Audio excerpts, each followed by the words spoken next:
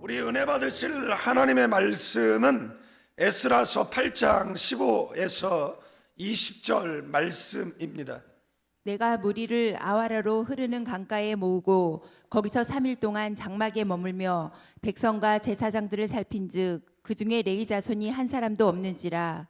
이에 모든 족장 곧 엘리에셀과 아리엘과 스마야와 엘라단과 야립과 엘라단과 나단과 스가랴와 무슬람을 부르고 또 명철한 사람 요아립과 엘라단을 불러 가시바 지방으로 보내어 그곳 족장 이또에게 나아가게 하고 이또와 그의 형제 곧 가시바 지방에 사는 느디님 사람들에게 할 말을 일러주고 우리 하나님의 성전을 위하여 섬길 자를 데리고 오라 하였더니 우리 하나님의 선한 손에 도우심을 입고 그들이 이스라엘의 손자 레위의 아들 말리의 자손 중에서 한 명철한 사람을 데려오고 또 세르바와 그의 아들들과 형제 18명과 하사야바와 브라리 자손 중 여사야와 그의 형제와 그의 아들들을 20명을 데려오고 다윗과 방백들이 레위 사람들을 섬기라고 준 느디님 사람 중 성전 일꾼은 220명이었는데 그들은 모두 지명받은 이들이었더라. 아멘. 우리 오른손 높이 성경책 드시고 저를 따라 기도합니다. 이것은 나의 성경책입니다. 이것은 나의 성경책입니다. 하나님께서 내게 주신 것입니다. 하나님께서 내게 주신 것입니다. 나는 이 성경이 말하는 사람입니다. 나는 이 성경이 말하는 사람입니다. 나는 이 성경이 가지고 있다는 것을 가지고 있습니다. 나는 이 성경이 가지고 있다는 것을 가지고 있습니다. 나는 이 성경이 할 수 있다는 것을 할 수 있습니다. 나는 이 성경이 할 수 있다는 것을 할 수 있습니다. 오늘 설교자를 통하여 하나님의 말씀을 듣는데 오늘 설교자를 통하여 하나님의 말씀을 듣는데 겸손히 받아들여 겸손히 받아들여 반드시 변화받을 것을 반드시 변화받을 것을 예수님의 이름으로 기도합니다. 예수님의 이름으로 기도합니다. 제가 설교할 때 떨릴 때 꼭 하는 기도예요. 그래서 제가 심히 떨고 있다 이 말씀을 드리는 거고, 그리고 이렇게 하는 이유는 이렇게 하면 성경을 5손가락으로 꽉 붙잡을 수 있잖아요. 그래서 주일학교 때 배웠던 성경을 나이만큼 읽어야 한다. 그죠? 여러분들은 나이만큼 다 읽으셨죠? 성경을 나이만큼 읽지 않으면 안 돼요. 그래서 나이만큼 읽으시기를. 저희 교회 등록하신 연세 80이 넘으신 노 성도님이 계신데 이분이 등록한 지 한 6개월 됐는데 성경을 벌써 6독하셨고, 그 다음에 제가 읽으라고 드린 책이 있어요. 근데 그거를 2번이나 읽으셨다라는 것이에요. 그래서 교인들에게 많은 도전이 되어서 교인들도 성경을 열심히 읽고 계시는 것 같습니다. 그래서 성경을 나이만큼 읽자. 그 다음에 설교는 정좌, 정시, 정청하자. 바로 앉아서, 그 다음에 전에 말씀드렸죠. 귀로 들으면 30% 들려요. 쳐다보고 들으면 50% 들립니다. 그러나 적극적으로 들으면 제가 전하려고 하는 메시지가 다 전달이 될 겁니다. 그래서 좀 적극적으로 들으시면 좋을 것 같고요. 그 다음에 들은 말씀은 뭐 하죠? 묵상하셔야 됩니다.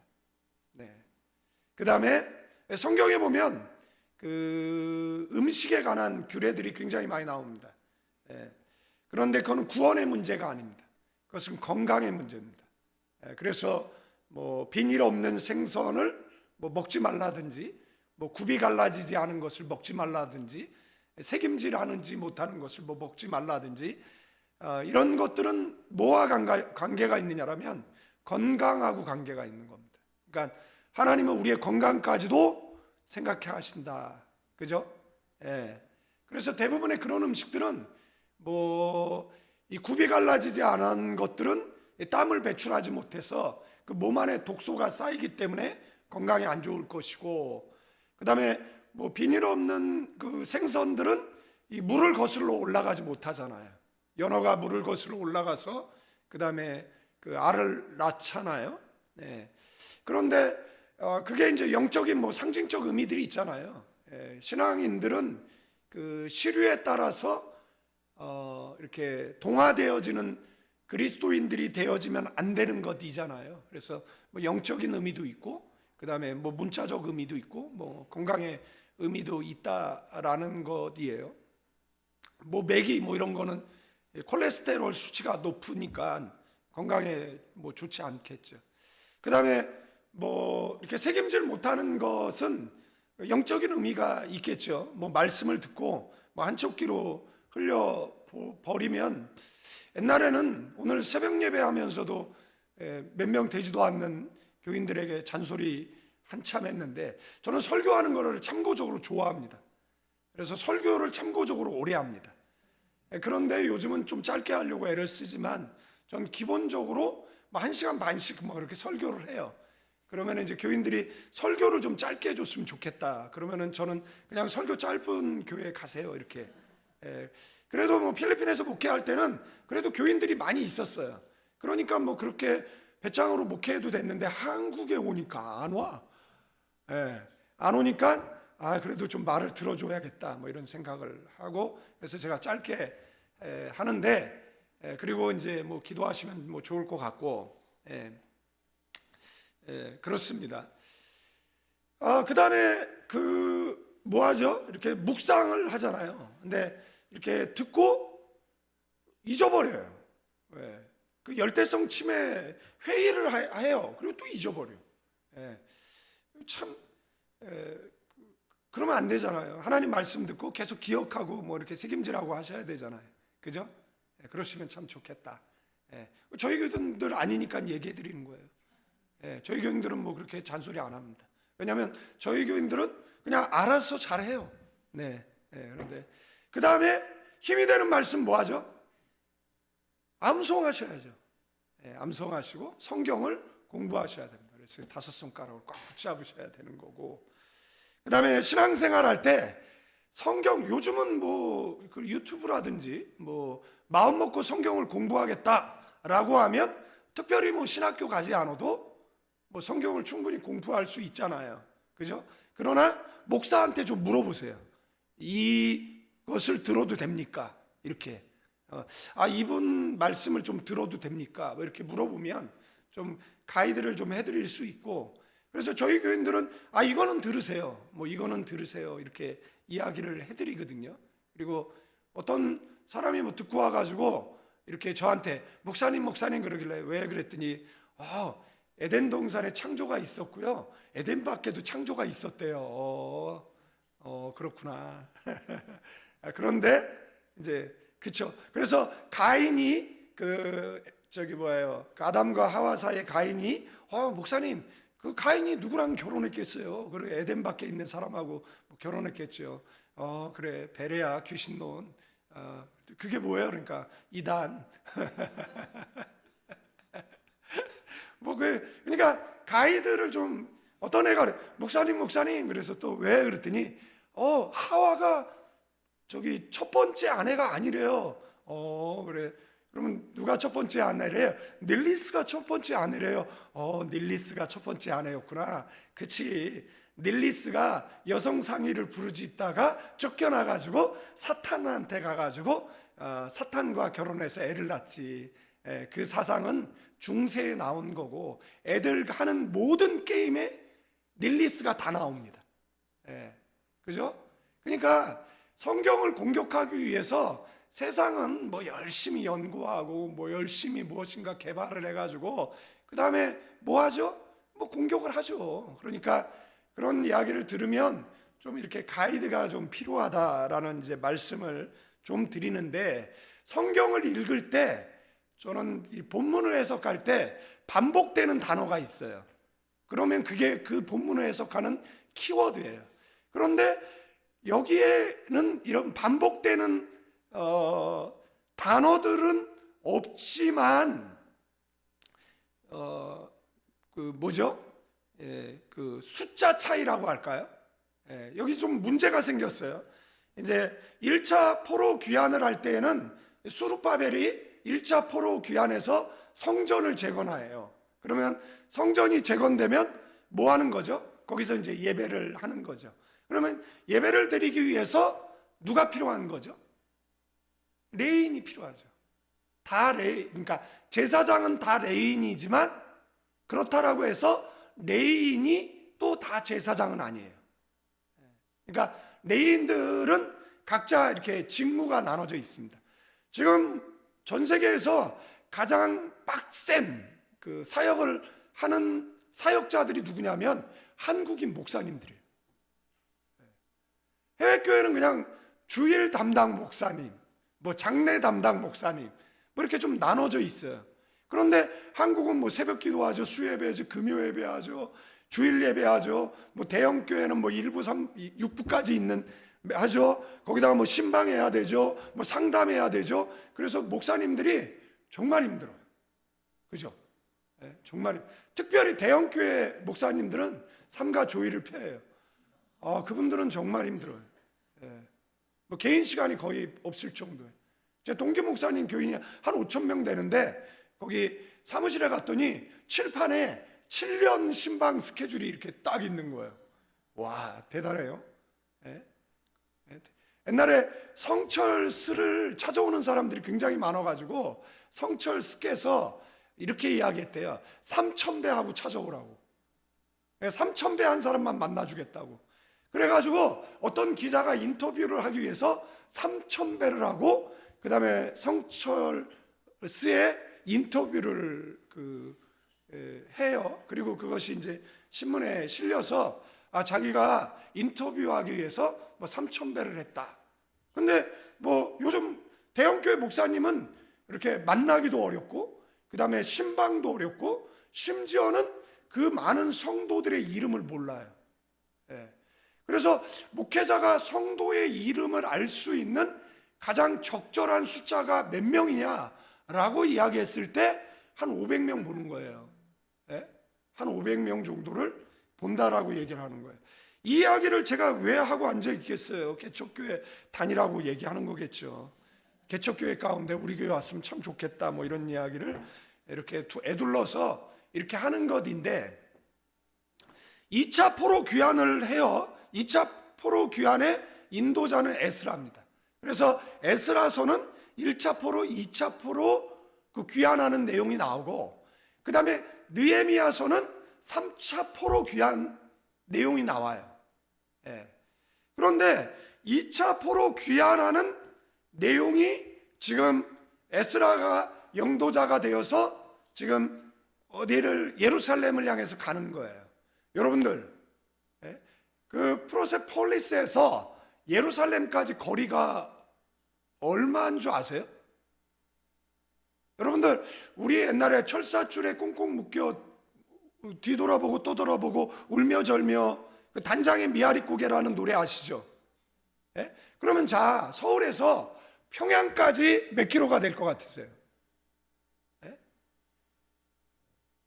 여러분들 한라에서 백두까지가 몇 킬로예요? 800킬로예요. 그러면 이스라엘 백성이 끌려간 곳 그 지도 하나 있는데 한번 띄워줄래 은채야? 예. 2214km예요. 예? 여러분들 2214km면은요 여기를요 몇 개월 걸려서 갈 수 있는 거리인 줄 아세요? 쉬지 않고. 그러니까 낮에는 불볕더위, 밤에는 추위.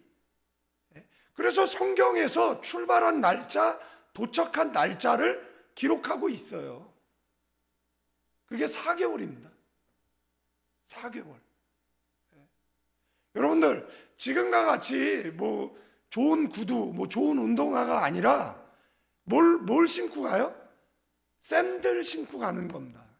그러면 그 신발 사이에 뭐가 들어오죠? 모래가 들어오는 거죠. 그러면 뭐 다 부유해서 낙이 타고 가는 겁니까? 아니에요. 그거는 그냥 죽음의 행렬이에요. 그리고 또 위험이 느헤미야가 그 예루살렘 갈 때 왕에게 부탁해요. 국경을 넘는데 안전하게 넘을 수 있도록 조소를 써달라고 얘기를 합니다. 성벽을 재건하는데 필요한 물품을 조달할 수 있는 조서를 써달라고 이야기를 합니다. 그 다음에 강도의 위협 가운데 뭐예요? 지킬 수 있는 군사를 달라라고 이야기합니다. 그러니까 여러분들 자 한라에서 백두까지 걸어간다? 뭐 국토횡단? 뭐 이렇게 할 수 있으면 너무 좋죠. 지금 이 한반도에서 국토횡단하다 아이들 뭐 죽고 사고 나고 이런 일들 많이 벌어지잖아요. 그래서 그러잖아요. 그런데 여러분 생각을 해보십시오. 뭐 그런 위험한 길을 가는 거예요. 그러면 갈까요? 저 길을? 저거를 2214km를 걸어가는 길이에요. 가다 죽을 수도 있는 길이에요. 그리고 지금 뭐 신앙의 1세대들 포로생활 70년 하고 포로 귀환하는 것이잖아요. 그러면 이분들은요, 나이가 우선 기본적으로 너무 많어. 그죠? 그러면 가다 죽는 거예요. 그러니까 우리가 생각하는 것하고는 좀 다르다라는 이야기를 좀 생각을 하시면 좋을 것 같은데, 여기에 보면 그래서 에스라가 가다가 강가에서 이제 3일을 머물러요. 그런데 3일째 보니까 누가 없어요? 레위인이 한 사람도 안 따라온 거예요. 자, 재건된 성전에서 뭘 해야 되죠? 예배 드려야 돼요. 레위인이 없으면 예배를 드릴 수 있습니까? 없어요. 그러니까 성전은 재건됐는데 레위인이 없어. 그러면 뭘 할 수 있는 거예요? 뭘 할 수 없는 거예요? 예배를 드릴 수가 없는 거예요. 그러니까 아차 싶어서 지금 뭐 한 거예요? 가서 강제로 누구를 끌고 온 겁니까? 레위인을 끌고 왔어요. 끌고 왔더니 몇 명이 온 거예요? 오늘 말씀을 보니까 20명이 온 거예요. 여기는 누구도 가기 싫어요. 자, 보세요. 여러분들 예배 드리러 가자, 뭐 기도하러 가자. 그러면 다 기쁜 마음으로 올 것 같죠? 그러지 않아요. 팬데믹 2년이 지금 우리의 신앙을 다 테스트했고 우리의 신앙을 다 무너뜨렸습니다. 저희는 필리핀에 있었어요. 한국하고는 달라요. 우리는 동네에서 동네를 이동을 못했어요. 허가증이 없으면 구속됐어요. 미성년자는 아파트에서 로비를 1년 동안 못 내려왔어요.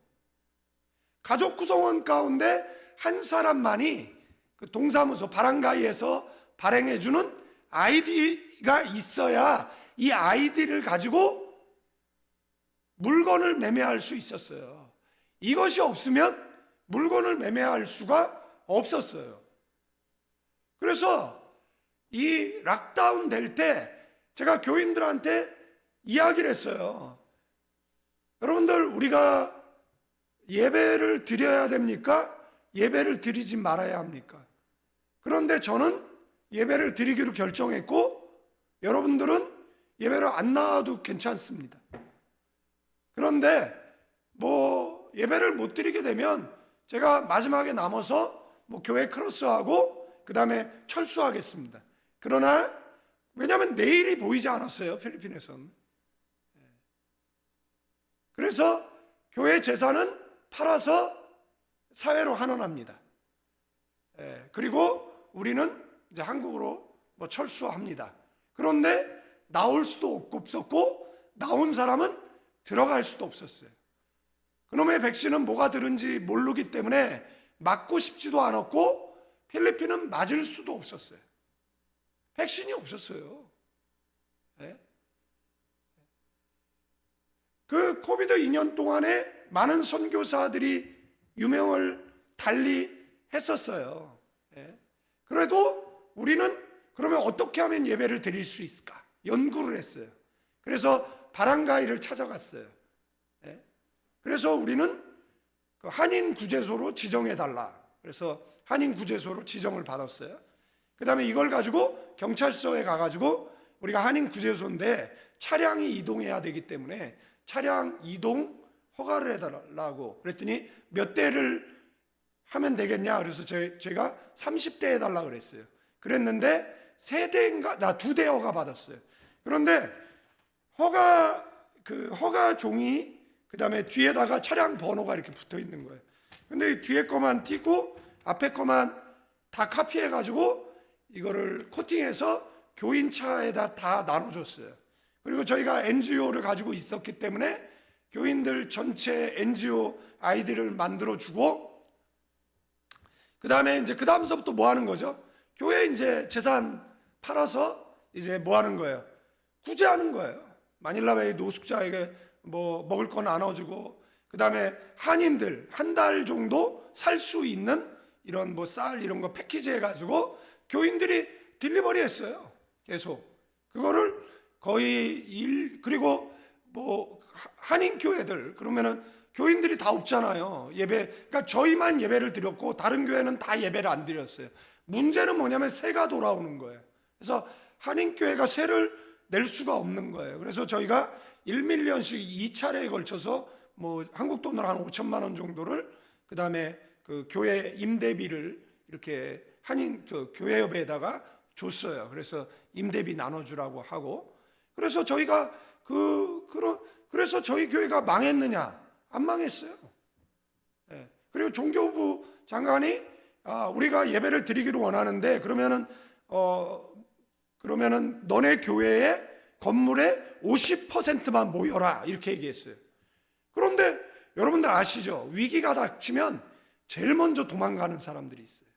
제일 먼저. 예? 제일 먼저. 그래서 제일 먼저 뭐 한국으로 갔고, 그 다음에 집에 있으면서 교회 안 나오는 사람. 나머지 이제 한 40% 되는 교인들은 하루도, 그러니까 한 주도 빼놓지 않고 2년간 예배를 드렸어요. 예. 저희는 마스크를 한 번도 쓴 적이 없습니다. 교인들 가운데 코비드 걸린 사람이 단 한 명도 없었어요. 예.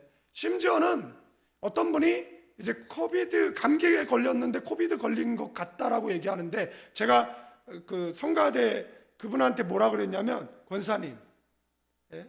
코비드 걸려서 순교하면 그거 하나님께 감사한 거 아니에요? 근데 이분이 눈에 눈물이 걸썽걸썽하고 딸이 앉아 있었는데 뭐 저런 놈의 목사가 다 있나, 그래서 교회를 떠나고 싶었다라고 얘기를 하더라고요. 예? 그런데 한국에 왔어요. 제가 그때 안식월로 한국에 왔는데 깜짝 놀랐습니다. 한국이 너무 자유로운 거. 뭐 식당에 뭐 두 사람 뭐 그런데도 자유로. 우리는 식당도 못 갔어요. 제가 그 코비드 기간에 한 게 뭐냐면, 제가 여러분들 폐업 예배 드려보신 적이 있으세요? 저는 폐업 예배를 참 많이 드렸습니다. 제가 저희 교인들한테 이렇게 얘기를 했어요.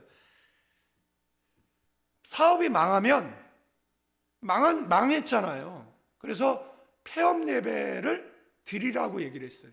제가 필리핀에 갔는데 우리 교회 어떤 젊은 그 여집사님이 나와요. 그런데 이분의 소원은 남편을 전도하는 거예요. 근데 남편이 교회를 안 가. 아니 그게 거절할 말인가? 교회 가자 그러면 가면 좋은 거잖아요.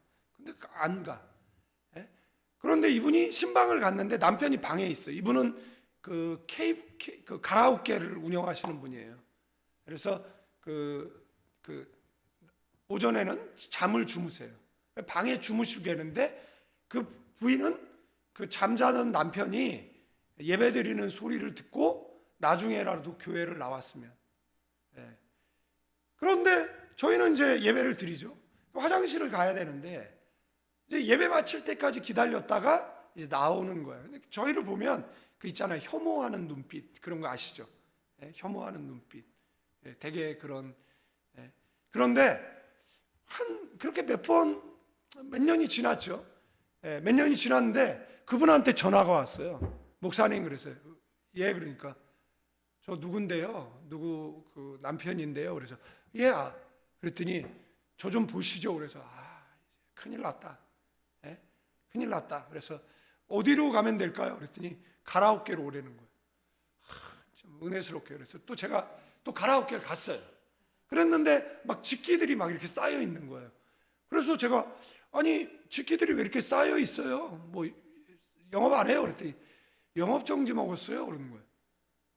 그래서 나를 때리려고 지금 부른 건가? 나 맞을 사람 아닌데. 근데 그래서 이런저런 얘기를 하는 거예요. 근데 목사님 죄송해요 그러더라고요. 그래서 뭐가 죄송해요 그랬더니 자기 얘기를 하는 거예요. 교회를 안 나가는 이유를 얘기를 하는 겁니다. 네, 그 이유가 뭐냐면 누나가 교회를 다녔는데 자살했어요. 이분은 너무 충격을 받은 겁니다. 그래서 그 다음서부터 어디를 안 가요? 교회를 안 갑니다. 옆 사람에게 인사할까요? 자살하지 말라고.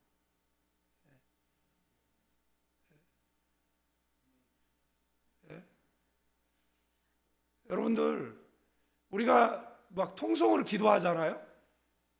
저도 뭐 그런 거 이렇게 과거에 한참 방황할 때 뭐 그런 시도를 해본 적이 있어서 말씀드리는 겁니다. 근데 통성으로 기도하면 이 자살하고 싶은 마음이 살고 싶은 마음으로 바뀝니다. 어려움이 굉장히 커 보이는데 통성으로 기도하면 어려운 것이 이까짓 것쯤이야로 바뀝니다. 아멘? 네, 아멘이에요. 아멘. 그러면서 이런 이야기를 하는 거예요. 목사님, 영업 정지 먹은 김에 한국에 가려고요. 그래요. 그런데 교회에 나갈게요. 네. 여러분들 그 아내의 기도가 헛되지 않은 거잖아요. 네. 교인들의 기도가 헛되지 않은 것이잖아요. 그죠? 네. 저는 가끔 그런 생각을 하거든요. 네. 저는 뭐 이렇게 생을 뭐 자살로 마감했다. 옛날에 최진실 집사님이 생을 그렇게 마감하셨어요. 그랬더니 이제 그 교회 목사님이 천국 갔다라고 얘기를 하니까 한국 교회가 그 목사님을 비난했어요. 만약에 우리 교인이, 저는 목회자가 일생에 만나지 말아야 될 교인이 있어요. 그 교인이 뭐냐면 생을 자살로 마감하는 사람입니다. 그런데 저는 목회를 하면서 그런 교인을 만난 적이 있어요. 저는 그의 장례식장에 가서 뭐라고 이야기했을까요? 저도 똑같이 말했습니다.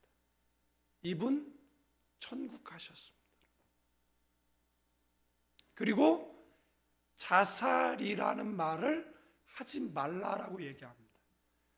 당신이 그가 죽는 모습을 본 것이 아니잖아요. 그죠? 왜 죽었느냐라면 사람들이요, 죽어볼까? 아세요? 죽어볼까? 그래서 목에다가 죽어볼까? 하고 나서 이렇게 확 하다가 기절하는 거예요. 그리고 그 상태로 방치되는 겁니다. 그래서 죽는 거예요.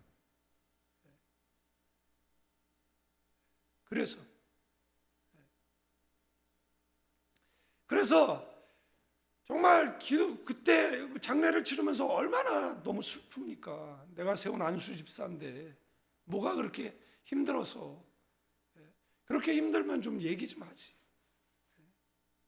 목사님 좀 힘들어요, 좀 아파요, 이렇게 좀 말 좀 해주시지. 그지 않습니까? 제가 그분 사진 그대로 지금도 다 가지고 있어요. 화장해서 목양실에 두고, 그 다음에 이제 그 다음 날 가족들이 와서 이제 한국으로 이제 옮겨갔는데, 뭐가 그렇게 힘들었을까? 뭐가 그렇게 아팠을까? 하는 생각을, 여러분들 인생 살면요, 힘들고 아픈 일이 굉장히 많습니다. 그런데 하나님 앞에는 센 척, 강한 척 하시면 안 돼요. 내 인생의 문제는 누가 해결할 수 있어요? 하나님이 해결할 수 있어요. 그래서 이따 기도하실 때, 하나님, 내가 여기 있어요. 나를 좀 봐주세요. 나를 좀 도와주세요. 하나님, 내가 너무 힘들어요. 라고 말하셔야 돼요. 하나님 도와달라라고 하셔야 돼요. 길을 가면서도 사람은요, 도와주지도 않으면서 무시해요. 그러나 하나님은 무시하지 않고 도와주시고 평생 책임져 주시는 분이다라는 겁니다. 그래서 제가 목회를 그만둬야겠다라는 생각을 했었어요. 제가 몇 번을 했었어요. 왜냐하면 내가 강단에서 설교를 하는데 변화되지 않는 성도가 있다라고 한다면 내가 어떻게 목회를 더 계속할 수 있을까? 그래서 그때 막 사탄의 그런 정죄와 그 비꼼 막 그런 것들을 당하는 것이죠. 똑같아요. 여러분들 인생 살아갈 때 어떤 문제가 생기면 사탄이 계속해서 우리를 정죄하거든요. 근데 그 정죄를 떨쳐버리고 그 다음에 용기를 낼 수 있는 길이 뭐냐라고 이야기했을 때 통성으로 기도하는 겁니다. 통성으로. 그때 막 우울함이 밀려오고 자존감이 바닥을 칠 때 그 자존감을 다시 끌어올리고 그 다음에 그 우울함을 내어 쫓을 수 있는 길이 뭐냐라고 이야기했을 때 그것은 통성으로 기도하는 것이 제 경험적인 그 경험이에요. 그래서 여러분들 자 여기에는 문제가 있어요. 그러니까 각자의 고민도 있고 기도 제목도 있고 문제도 있고 아픔도 있고 눈물도 있고 한숨도 있어요. 근데 여러분들은 다 센 척 강한 척 하잖아요. 어차피 사람한테 이야기해봐야 이 사람이 날 무시할 거라는 걸 알아요. 정신과에 가서 상담을 받지만 그 상담사가 내 이 문제를 완전하게 해결해 주지 못할 것이다라는 것은 욥기서를 통해서도 성경이 밝히고 있는 사실이고, 그리고 그 상담 의사에게 내가 고침받을 수 있느냐라고 물었을 때 그가 이야기하는 것은 글쎄요라는 것을 우리는 알아요. 그래서 우리의 문제를 정확하게 진단하고 해결하실 수 있는 분은 하나님 한 분밖에 없다라는 것을 여러분들 분명히 기억하셔야 될 줄로 믿습니다. 여러분들 여기에 그 제사장 레위인은 20명 왔어요. 그런데 이거보다 11배 많은 사람들이 따라가요. 그게 누구죠? 20절에 보면 다윗과 방백들이 레위 사람들을 섬기라고 준 느디님 사람 중 성전 일꾼은 220명이래요. 자, 반복되는 단어가 이 본문을 해석하는 키워드라고 얘기를 했어요. 여기에 누가 나오냐면 느디님 사람이 나와요. 느디님 사람. 느디님 사람이 누구냐는 거예요. 자, 레위인도 가기 싫어요. 우리는 착각이 뭐냐라면 성전 일꾼 노예 220명 데려갔나 보다 라고 생각을 해요. 여러분들 나라가 망해서 노예로 끌려갔어요. 누가요? 이스라엘 사람들이. 이들의 신분이 노예예요. 그런데 이 노예들이 어떤 노예를 또 부릴 수 있느냐라는 겁니다. 그러니까 목사나 제사장 그 성전을 돕는 레위인은 예배 드리는 게 싫어. 예배 드리는 게 싫어. 여러분들 목사들이 팬데믹 당안에 여러분들 어떤 환경 어떤 상황 가운데서 우리 예배 드립시다 라고 했으면 성도들은 예배를 드려요. 그죠? 그러나 목회자가 우리는 예배를 드릴 수 없으니까 예배 드리지 맙시다. 어느 교회에서 이런 이야기를 하더라고요. 예배가 칼이라면 우리는 예배를 드리지 않겠습니다. 예배가 언제부터 칼이 됐죠? 오프라인 예배만 예배입니까? 온라인 예배도 예배입니다. 그거는 온라인 환경이 좋은 대한민국에서나 할 수 있는 이야기예요. 필리핀은 온라인 환경이 너무 안 좋았어요. 그래서 어떤 교인이 목사님 너무 시험 들어요. 왜요? 뭐가 그렇게 시험 들어요? 그랬더니 인터넷이 계속 끊겨요. 그래서 내린 결론이 한국에 목사님 설교 들으세요. 누가 송출 안 해줍니까? 라고 얘기하면 그냥 한국 목사님 설교 들으세요. 한국 목사님들이 설교 더 잘해요. 저는 선교지에 있었기 때문에 선교지 교인들은 여러분보다 100배 강해요. 그러니까 선교지 교인들은 지금 제 선교지 가서는 얘기하죠. 야, 한국에 있는 교인들은 빌런이 너무 많아요. 너무 힘들어요. 그리고 이제 한국에 오면은 이제 얘기를 하죠. 필리핀에 있는 교인들은 정말 빌런이 많아요. 정말 너무 힘들어.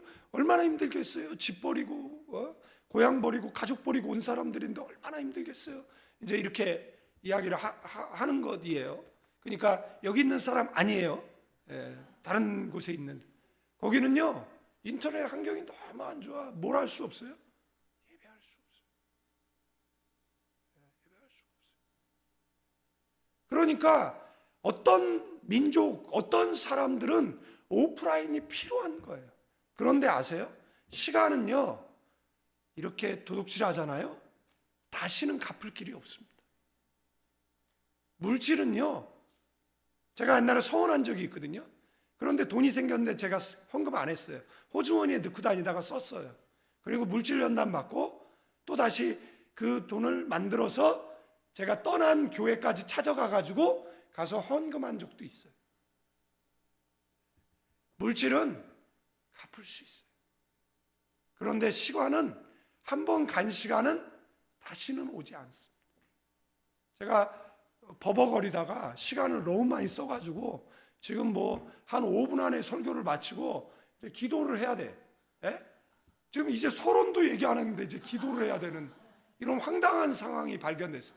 그래서 되도록이면 좀 빨리 좀 말하고 마치도록 하겠어요. 여러분들, 외교관에게는 특권이 있어요. 사법권 면제예요. 살인을 저질러도 그 파송한 나라, 그러니까 파견한 나라에서 그 사람에 대한 어떤 사법 처리를 요구하지 않는 이상은 사법 처리를 받지 않습니다. 그게 이제 1961년도에 그 비엔나 협약을 통해서 그 자유로운 외교를 위한 뭐 법적 갑옷이다, 뭐 이렇게 이야기를 표현을 하는데 그 갑옷을 입고 있어요. 그래서 뭐 경제적 혜택, 많은 혜택이 있잖아요. 공항 가면 뭐 특별한 라인으로 가고 뭐 이런 여러 가지, 그리고 외교 행랑은 열어보지 않습니다. 그래서 그것을 통해 가지고 뭐 불법한 돈도 옮기고 이런 일들이 뭐 있었던 것을 이제 보게 되어지는데, 성경에 보면요, 이런 혜택을 받는 사람이 나와요. 이스라엘 사람이 아닌데 여러분들 그 예루살렘에 거주할 수 있는 그 특별 거주권이 있는 사람이 있습니다. 여러분들, 평양에 살 수 있는 사람은 아무나 살 수가 없어요. 이 탈북 사역 하시는 분들 있잖아요. 지금 미국 회사에서 한국 사람이라고 이야기를 하는데 이제 그 사람에게 김일성 욕해 보라고. 근데 끝까지 안 하잖아요. 그래서 이 사람네들이 위장 취업해 가지고 뭐 정보를 빼간다. 그래서 요즘 그 인터뷰 영상이 지금 막 돌고 있는 것을 보게 되어지잖아요. 그래서 탈북자 스펙트럼은 굉장히 넓습니다. 그래서 정말 그 살기 어려워서 강을 건넌 사람도 있고, 그 다음에 그 속아가지고 그 브로커에 속아서 탈북한 사람들도 있고, 그 다음에 망명한 사람도 있고, 그죠? 범죄자 탈북도 있고, 유학 온 사람들도 있고, 그리고 한국을 딛고 대부분 어딜 가냐면 실종자 엄청 많습니다. 탈북자 실종자들이 굉장히 많습니다. 그리고 탈북자의 60%가 하나원 통계로 간첩이라는 것을 이미 확인된 것이니까, 그거는 위키백과라든지 이런 데 찾아보면 다 나오는 거니까 이게 가짜 뉴스 이런 건 아니니까 이제 말씀을 드리는 거예요. 그래서 60%가 이제 간첩이고, 지금은 탈북자가 한 5만 명 정도 되어지니까 그 동네 사람만 알 수 있는 특징들이 있어요. 그래서 이제 그런 것을 하나원에서 하다가 보면 걸리는 사람들이 나오는 것이죠. 그리고 교육열이 있어가지고 한국 딛고 지금 난민한테 가장 혜택이 좋은 영국 간 사람들이 굉장히 많습니다. 뭐 지금은 이제 점점 어려워졌는데, 그 다음에 그 조선족들이 탈북자라고 거짓말해서 들어온 사람도 엄청 많습니다. 예. 그러니까 이게 스펙트럼이 굉장히 이렇게 넓다라는 것을 아셔야 되는데, 아셔야 돼요. 예. 그런데 제가 그 탈북한 사람들이 이렇게 식사를 대접하는데, 제가 이제 샤브샤브를 사주는데 못 먹는 거예요. 그래서 아니 얘가 왜 이렇게 입이 까다로워? 근데 얘가 목사님 제가 탈북해 가지고요 고기 삼겹살을 처음 먹어봤어요. 그러니까 샤브샤브를 한 번도 먹어본 적이 없는 거예요. 러시아를 갔어요. 거기 하숙집 하는 집사님 가정에서 탈북자들을 보호하고 있는 거예요. 이들의 소원은 뭐예요? 한국에 가는 거예요. 그러니까 그렇게 떠돌고 있는 조선의 딸들, 조선의 알들들이 굉장히 많이 있어요. 지금 남북이 분단된 지 80년 됐습니다. 기도해야겠죠. 여러분들 통일을 위해서 생각나서 이제 말씀을 드리는 것이에요. 기도를 해주셨으면 좋겠습니다. 그런데 이 성경에 보면은요, 이 특별한 예루살렘에 거주할 수 있는, 그러니까 중국에도요 이렇게 이동 제한이 없어요. 공산주의, 사회주의 국가, 전체주의 국가는요 이동의 제한이 있어요. 그래서 이동을 하려면 뭘 해야 돼요? 신고를 해야 돼요. 연길에서 택시를 빌렸어요. 그리고 어디를 가느냐라면 백두산을 가는 거예요. 그래서 이 택시 운전수가 이야기를 했어요. 가서 신고하고 오겠다라고. 그런데 우리 아버지가 한 번도 그 백두산을 못 갔는데 좀 모시고 가면 안 되겠느냐고. 그래서 이 사람 그 아버지를 모시고, 그래서 너 백두산 가봤냐? 그러니까 가봤대요. 이분 덕에 우리 월북할 뻔했어요. 백두산을 이분이 한 번도 가본 적이 없는 분이에요. 그래가지고 그 백두산 가는데 막 산을 헤매다가 정말 그 월북할 뻔했는 그런 일이 있었는데, 그런데 마찬가지입니다. 이런 경제 특구 있잖아요. 뭐 중국의 경제 특구들이 있잖아요. 어디죠? 이런 특구들이 있습니다. 홍콩이라든지 이런 특구에 아무나 못 가요. 그런데 예루살렘도 똑같아요. 예루살렘에 거주할 수 있는 사람은 종교적 특권을 갖고 있는 사람, 내인이라든지 아니면 사회 지도층이라든지 아니면 뭐 경제적 여유가 있는 사람들이나 머물 수 있는 곳이에요. 그런데 여기에 머물 수 있는 사람들이 있었어요. 이 사람들이 누구냐면 아까쯤에 읽었던 본문 속에 나오는 느디님 사람들이에요. 그러면 느디님 사람들이 누구냐는 거예요. 느디님 사람들이. 느디님이 사람들이 누구냐라면 여호수아가 가나안을 정복하잖아요. 그 정복할 때 허름한 배낭을 메고 신발 다 헤어지고 옷 다 뜯어진 차림으로 여호수아에게 와서 우리는 멀리 사는데 당신들의 소문을 들었다라고. 그래서 우리랑 뭐 하자라는 거예요? 화친하자라고. 그래서 여호수아가 일생일대 두 가지 실수를 하거든요. 하나는 뭐죠? 기브온 조약입니다. 그래서 여호수아가 그 사실을 나중에 알고 분노해요. 그리고 나서 그 사람네들을 뭐 하죠? 성전의 노예로 신분을 전락시킵니다. 그래서 그 사람네들이 역할이 뭐냐? 성전에 쓰는 나무를 패고 물을 길어오는 사람이에요. 그리고 나서 어떻게 됐어요? 나라가 멸망해 버렸습니다. 그래서 포로로 함께 같이 어디를 끌려간 겁니까? 바벨론으로. 그리고 그 바벨론이 페르시아가 된 거잖아요. 그런데 이제 그래서 칙령이 내려서 예루살렘으로 돌아가라는 거예요. 그래서 돌아가는 거예요. 수르바벨이 야 예루살렘으로 갈 사람 손들어. 그런데 누가 안 가는 거예요? 에스라가 야 예루살렘에 갈 사람은 손들어. 그러면 우리 가면 뭐해? 가면 뭐 하기는 예루살렘 재건하고 그 다음에 뭐 하죠?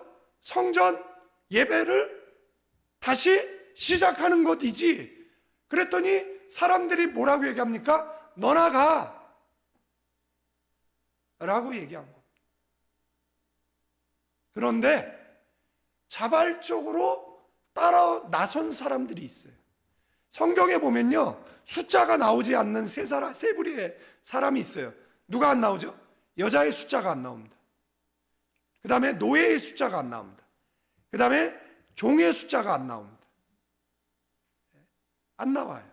이 세 부류의 숫자가 안 나와요. 그런데 성경에 보시면 제사장, 레위인, 그 다음에 언급되는 사람이 있어요. 그 사람이 르디님 사람입니다. 그러니까 나중에 집에 가 찾아보시면 제사장과 그 다음에 누구예요? 레위인과 그 다음에 반드시 언급되는 사람, 그 사람이 누구라고요? 르디님 사람들이에요. 그래서 역대한 9장 2절에 보면 먼저 그 본성에서 돌아와서 그 기업에 거한 자는 이스라엘 제사장들과 레위 사람들과 느디님 사람들이다, 이렇게 되어 있습니다.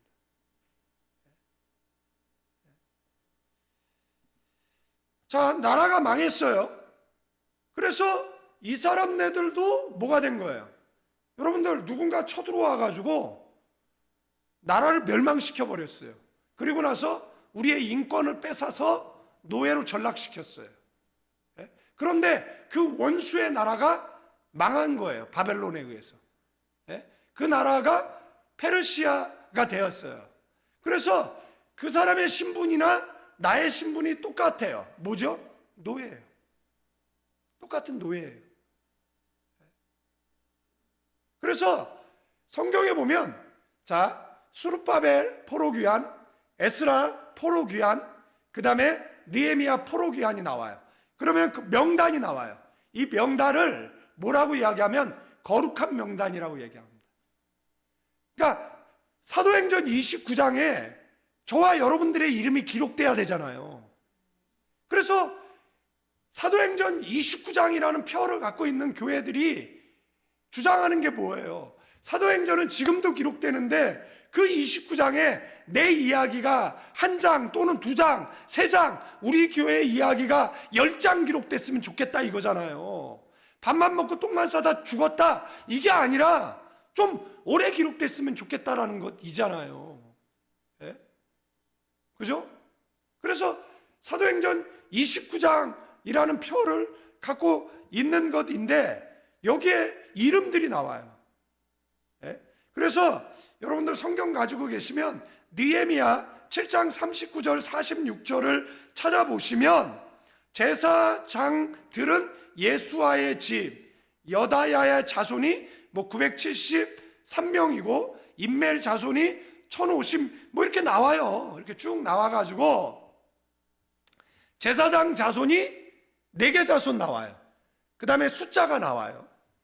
그 다음에 이제 레위 사람들은 호두야야 자손 이래가지고 레위 자손은 8개 자손이 나와요. 8 자손이 나와요. 그 다음에 느디님 자손이 나오는데 느디님 자손이 몇 개 자손이 나오느냐라면 느헤미야 7장 46절 그 56절에는 몇 개 자손이 나오냐면 32개 자손이 나옵니다. 그리고 다른 곳에 기록된 것까지 합치면 36개 자손이 나옵니다. 그러면 이 명단이 왜 틀리냐라고 얘기했을 때 가려고 했는데 죽었다든지 가려고 했는데 문제가 그래도 몇 개 자손이 나오는 겁니까?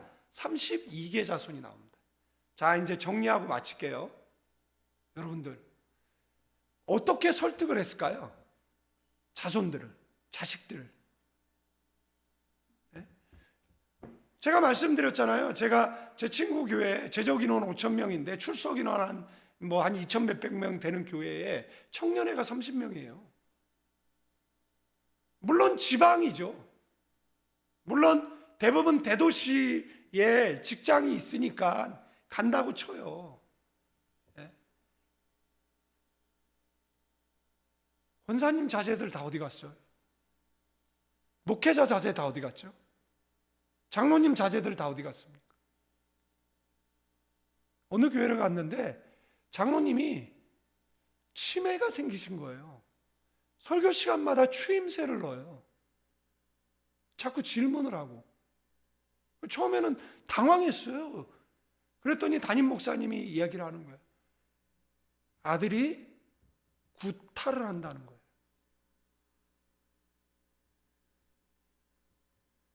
그러니까 이 아들은 그 동네에서 알아주는 그런 페류나 정도인 거예요.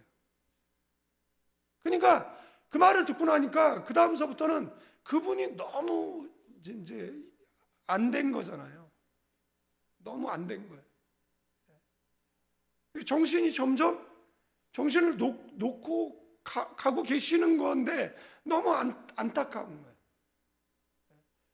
여러분들, 아빠, 우리 예루살렘 2214km 4개월을 걸어서 가다가 죽은 사람들이 얼마나 많은데, 그러면 좋아 아빠, 우리 가면 뭐해?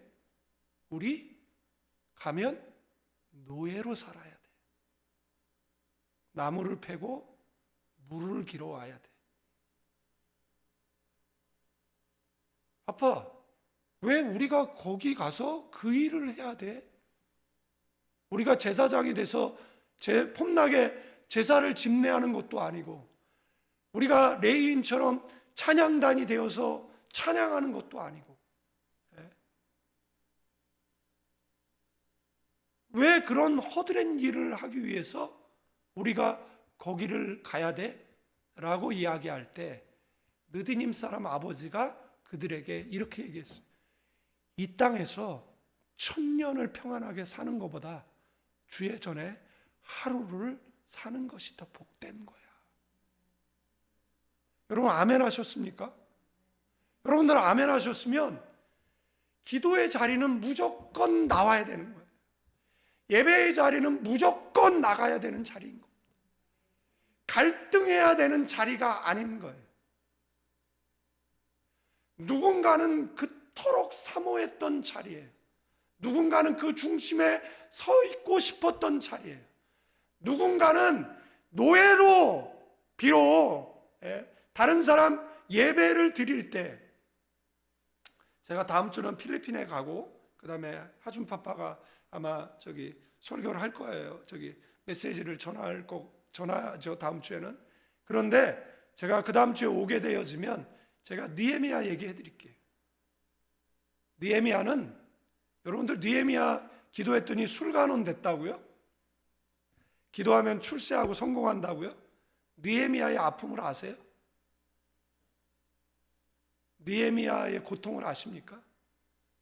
느헤미야의 살해 위협을 받을 때 어떤 사람이 얘기했어요. 우리 성소 깊숙한 곳에 가서 숨자라고. 그랬더니 느헤미야가 이상한 얘기를 합니다. 이 몸으로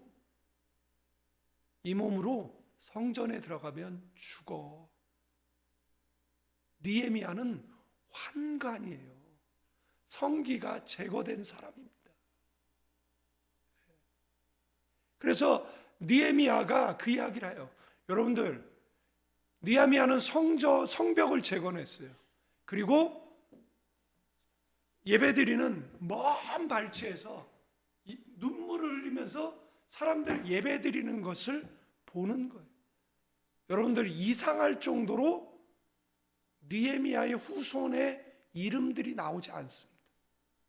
제가 그것을 고고학적으로, 사학적으로, 성경학적으로 증거를 찾아드릴게요. 여러분들, 누군가는 예배를 드리고 싶어도 못 드려요. 그런데 아세요? 북한의 성도들은 지금 몇 명이나 남아있을까요? 지하교에 숨어서 기도하는 분들은 과연 몇 명이나 남아있을까요? 중국의 문화혁명이 나고 그 다음에 서방 세계에서 봤을 때 중국 기독교는 다 끝났다라고 했을 때, 중국이 열렸을 때 우리를 놀라게 했어요. 중국에 많은 크리스찬들이 있었어요. 북한이 개방되어지고 열렸을 때 그곳에 숨어 신앙생활하는 많은 그리스도인들이 있을 거라고 저는 믿습니다. 여러분들 이 말씀 깊이 묵상해 보십시오. 우리는 너무 종교의 자유가 있어요. 우리는 예배 마음 먹으면 언제든지 갈 수 있어요. 그런데 이 예배는 어떤 사람이 그렇게 드리고 싶어하는 예배라는 거예요. 다윗이 성전을 사모하는, 다윗이 13년을 연단을 받습니다. 내가 전도해서 함께 예배드리던 사람들인데 나는 그곳에 못 가.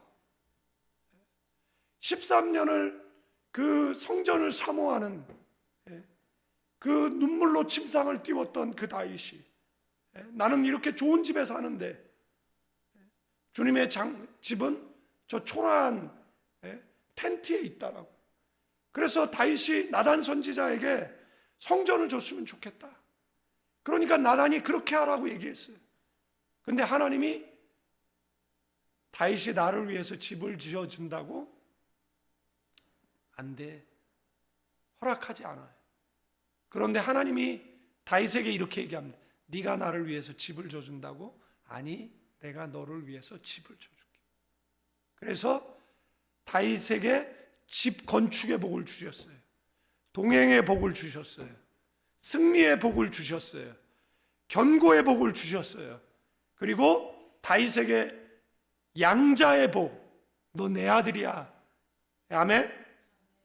여러분들, 제가 세 사람을 이야기했는데 공통점이 있어요. 그들은 예배를 생명처럼 사랑했어요. 우리는 예배를 너무 쉽게 드릴 수 있는데, 예배를 안 드려요. 기분 좋으면 드리고 기분 안 좋으면 안 드리는.